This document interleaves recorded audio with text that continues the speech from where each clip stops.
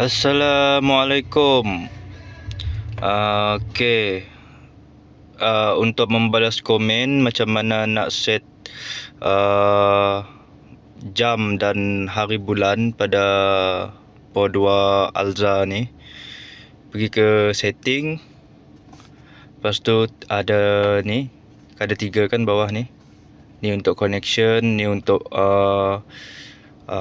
base apa semualah.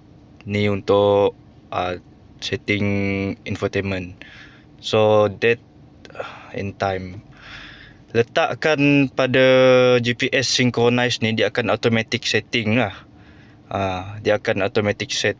Pergi ke macam sekarang kan 8 Mac 2026 pukul 5.22. Okey. Time zone kita pilih, kita letaklah Kuala Lumpur, Singapura sinilah. Tak Perth ni pun boleh sebab sama 8 kan. Lepas tu daylight saving dengan 24 hours format. Ni format 24 jam lah, saya pakai 24 jam lah.